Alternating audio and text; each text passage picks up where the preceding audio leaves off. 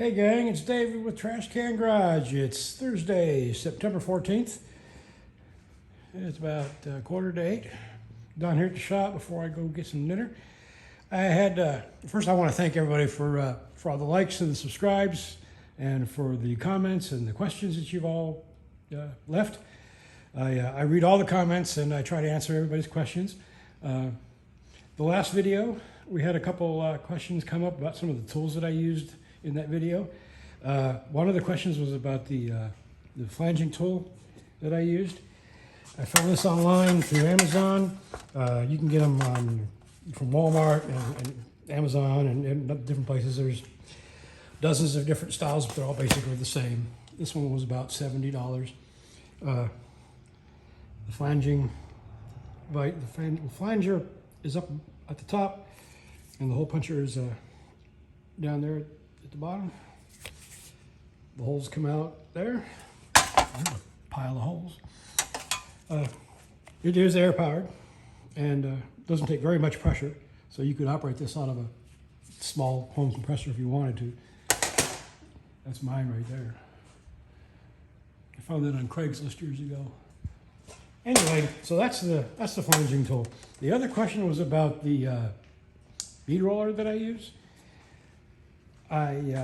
It's similar in design to ones that you can find online, like through Harbor Freight. This one's been a little. This is initially Eastwood's entry-level bead rollers were Harbor Freight copies. This one has been a little redesigned and is a little better quality. I go with Eastwood for the entry-level stuff because they have good quality control and they have good customer service. The stand was optional, and the motor drive, which is a second or third redesign. Motor drive is an option, and that's invaluable when you're doing work by yourself. Altogether, I think I've got about $400 tied up in that. For a home shop, that's more than enough. You could use that for light production work if you had to, until you could afford something better. But for me, it suits my needs without breaking the bank. And for the work I've got to do on the Pontiac and the Packard, it'll come in handy. The other tool that I use, this is the stretcher shrinker. This is the stretcher side, and we got the shrinking side over here. These are common Harbor Freight units here. The big difference between these and more expensive brands that look the same are the quality of the jaws inside. And you can use these and then replace the jaws with a better quality when they wear out.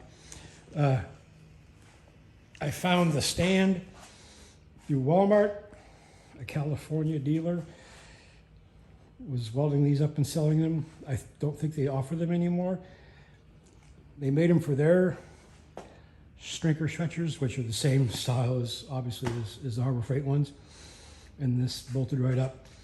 And I think we've got about $200 all tied up in that. When you're doing any kind of metal work, you need access to a shrinker and stretcher. And there's my panel bag for beating on the metal by hand. So that's a quick shot of those. If anybody has any other questions, comments, suggestions, tips, criticisms, laughs, feel free to leave them below and hit that like.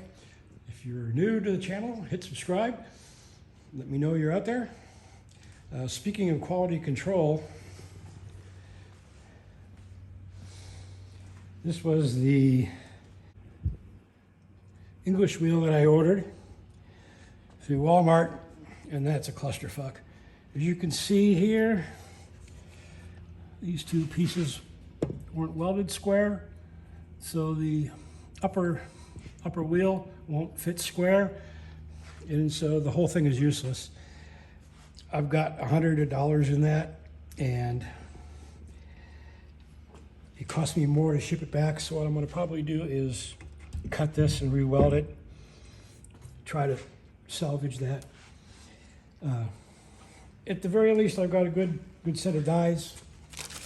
These will cost you $200 all by themselves anyway, so I'll have to make my own make my own frame, and at least I've got the dies.